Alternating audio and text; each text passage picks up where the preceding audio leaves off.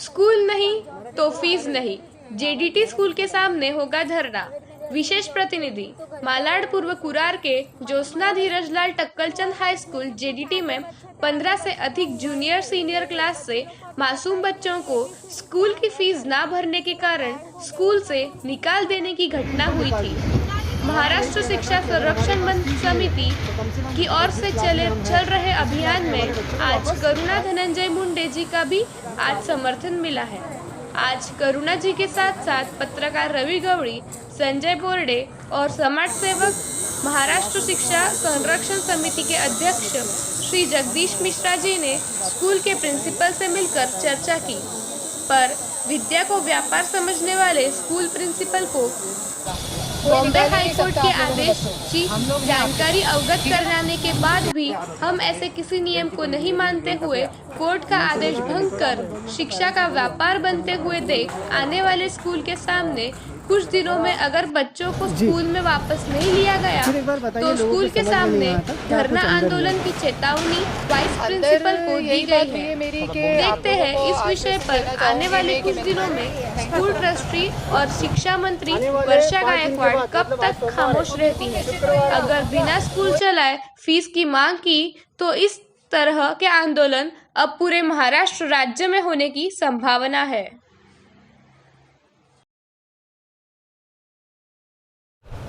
क्या कहना चाहेंगे, सोशल वर्कर हैं, आज इतने सारे लोग फीस न भरने के कारण स्कूल ने डिसकंटिन्यू कर दिया है, क्या कहना चाहेंगे? फीस न भरने के कारण स्कूल फीस स्कूल ने डिसकंटिन्यू कर दिया।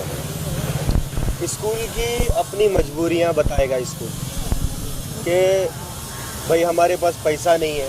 ये बिल्डिंग देख रहे हो, जिसके सामने जो बिल्डिंग खड़ी है वो भी शायद स्कूल की ही है। पैसा नहीं होता है तो स्कूल इतना बड़ा नहीं बनता है। और ये जो अभिभावक खड़े हैं, जो लोग खड़े हैं, अपने अपने बच्चों के लिए खड़े हैं, बच्चों के फ्यूचर के लिए खड़े हैं, माँ बाप अच्छे से अच्छा, यहाँ तक के अपने आप को बेचने के लिए भी तैयार हैं अपने बच्चों के लिए। अब सवाल ये होता है कि शिक्षा का व्यापार तो सामने दिखाई दे रहा है। कोरोना काल में ये जो परिसर में हम लोग खड़े हैं, ये डिंडोसी विधानसभा है और यहाँ पे 80 से 90% झोपड़पट्टी है। और झोपड़पट्टी में रहने वाला कौन रहता है? झोपड़पट्टी में रहता है कर्मचारी, जो कोई मिल में काम करता हो, कोई ठेला लगाता हो, कोई पान वाला होगा, कोई रिक्शा वाला होगा। ऐसे अनेक जो मजदूर वर्ग है, वो काम करने वाला मजदूर वर्ग है, वो लोग अगर 1 साल तक घर में बैठे रहे तो पैसा कहाँ से आएगा? भाई जो सोना चांदी था, मंगलसूत्र तक औरतों ने अपना गिरवी रख के राशन खाया। सरकार, हम किसी पे ब्लेम नहीं करते, जिसने जितना पूरा कर सका, सामाजिक संस्थाएं थी, सब थी, जो जहां तक पूरा कर सका पहुंच पाया पहुंचा, बीएमसी जहां तक पहुंच पाई पहुंची, लेकिन फिर भी नहीं पूरा हो पाया। 1 साल तक लोग घर में बैठे रहे। अब 1 साल के बाद आप बोलोगे भैया आपका 16,000 बाकी है, आप लेके आओ, कहाँ से लाएगा वो? आप बोलोगे 2 महीने में लाओ, 3 महीने में लाओ, कहाँ से लाएगा? फिर उसके बाद सामने 1 साल का और खड़ा हो गया, कुल मिला के हो गया 30-35 हज़ार रुपया, कहाँ से लाएगा?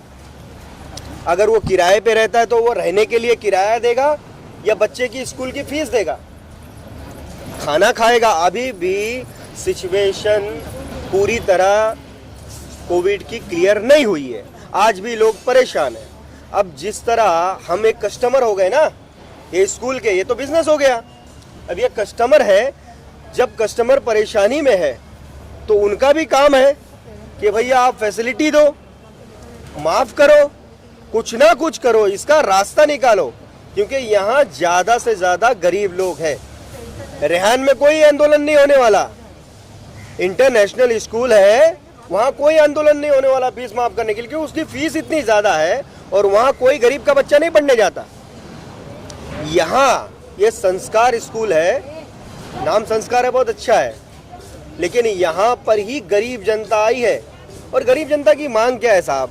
बहुत छोटी सी मांग है कि हम लोग ये नहीं कहते अगर आपका बनता है तो लो, ये जो जनता है ना, ये कहती है आपका अगर बनता है तो लो, लेकिन आपने पढ़ाई नहीं कराई, ऑनलाइन कराई होती तो भी हम लोग कुछ ना कुछ देते, लेकिन आपने तो ऑनलाइन भी नहीं कराया और फिर भी आपको 1 साल का फीस दे।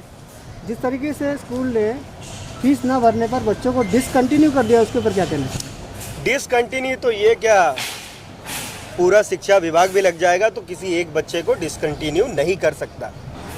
अभी कानून इस देश में मरा नहीं है, जब मर जाएगा तब इनके बाप का राज चलेगा। अभी भारत में संविधान का राज चलता है, ये डिसकंटिन्यू कभी नहीं कर सकते। और अगर कर दिया तो यहाँ पे बहुत अच्छी तरह आंदोलन होगा। मैडम ने बोला आंदोलन होगा, आंदोलन की रूपरेखा, एक भी बच्चा अगर यहाँ से डिसकंटिन्यू हुआ तो ईंट से ईंट बजा देंगे, ये स्कूल की नहीं, ये कितने भी बड़े लोग हों, फिर जनता अपने हाथ में कानून लेगी, उसका जिम्मेदार स्कूल प्रशासन होगा। जी, फिर एक बार बताइए, लोगों के समझ में नहीं आया था क्या कुछ अंदर हुआ है?